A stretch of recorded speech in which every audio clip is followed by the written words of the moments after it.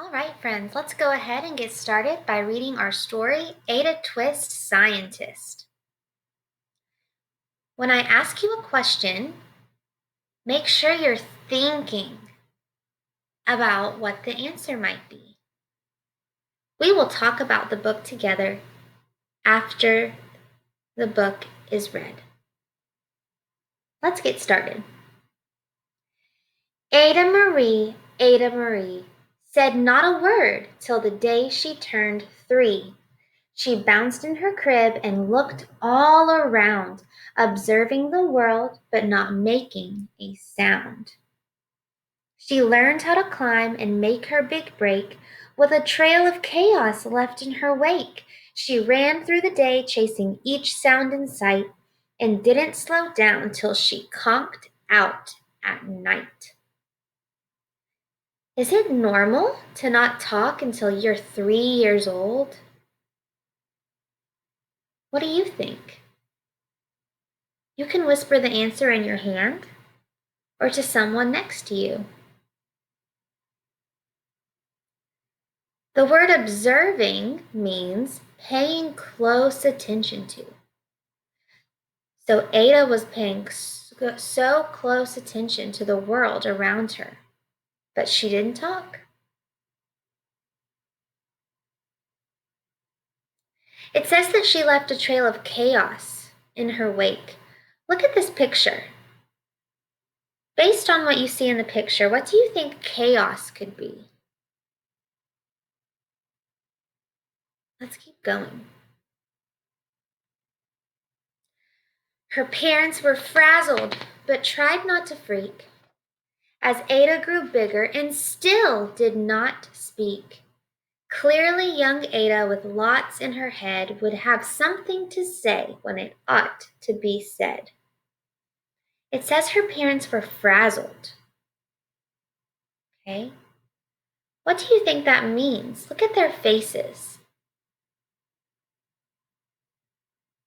Do they look confused? Wondering why she won't speak? Would you feel confused if you were her parents? That's just what happened when Ada turned 3. She tore through the house on a fact-finding spree and climbed up the clock just as high as she could. Her parents yelled, "Stop!" as all good parents would. Ada's chin quivered, but she did not cry. She took a deep breath and she simply asked, "Why?" Oh my goodness, look at Ada up there. What did she say though? Did she say a word? What was her first word? Whisper it in your hand. That's right, her first word was why. What does this tell us about Ada? Why is a question word, so she loves to ask what? Questions maybe? Let's keep reading. Why does it tick and why does it talk? Why don't we call it a granddaughter clock? Why are there pointy things stuck to a rose? Why are there hairs up inside of your nose? She started with why and then what, how, and when. By bedtime, she came back to why once again. She drifted to sleep as her dazed parents smiled at the curious thoughts of their curious child. Who wanted to know what the world was about? They kissed her and whispered, "You'll figure it out." Look at these question words here in the picture. And based on the text we see on the page, what is Ada doing over and over? I'll give you a few moments to think. She's asking a lot of questions. What does this tell us about her? What could be a word to describe her?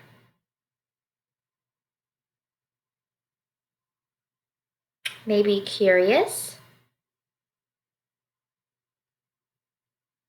Her parents kept up with their high-flying kid, whose questions and chaos both grew as she did. Look at all these question words. What do you think her family's thinking right now?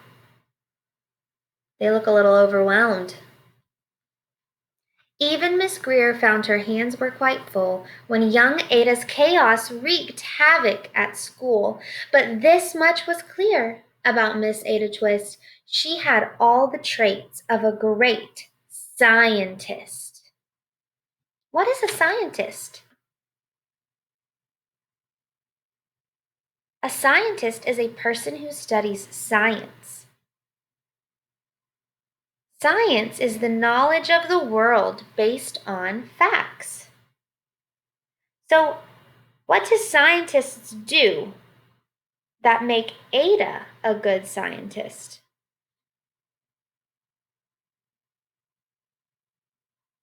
They ask a lot of questions. Very good. Let's see what she's going to do next, that silly Ada Twist. Ada was busy the first day of spring, testing the sounds that make mockingbirds sing, when a horrible stench whacked her right in the nose, a pungent aroma that curled up her toes. Zowie, said Ada, which got her to thinking, what is the source of that terrible stinking? How does a nose know there's something to smell? And does it still stink if there's no nose to tell? She rattled off questions and tapped on her chin. She'd start at the start, where she ought to begin. A mystery, a riddle, a puzzle, a quest. This was the moment that Ada loved best. She loves asking questions, so this is so exciting for her, right? Ada did research to learn all she could of smelling and smells, both the stinky and good. One hypothesis Ada thought could be true.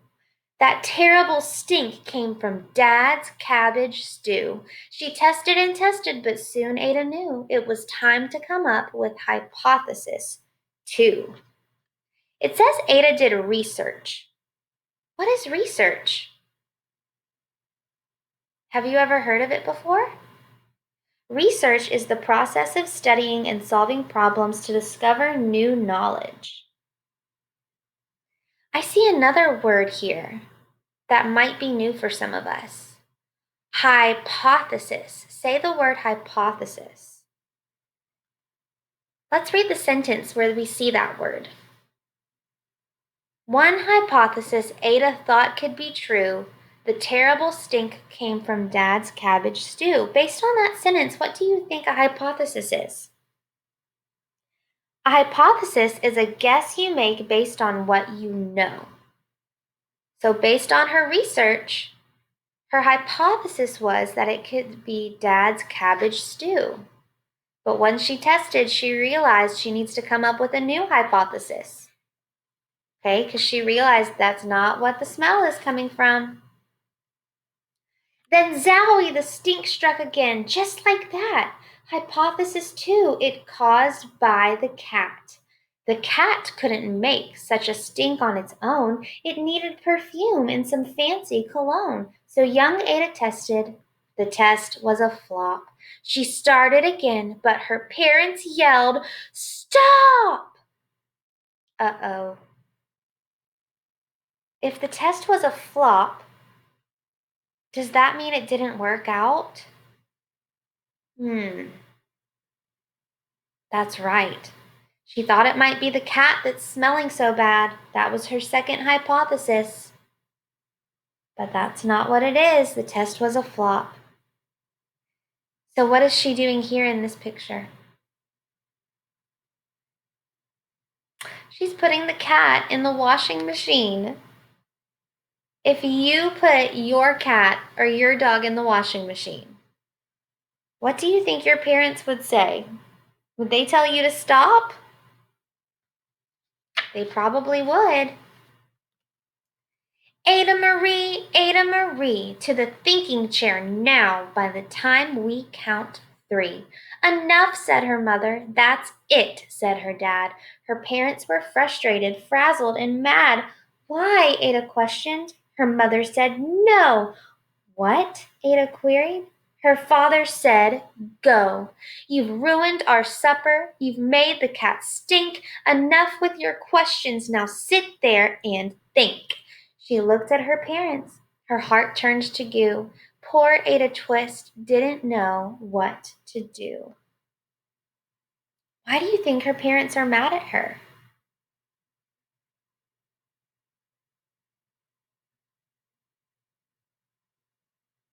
How do you think Ada feels right now? Let's look at her face.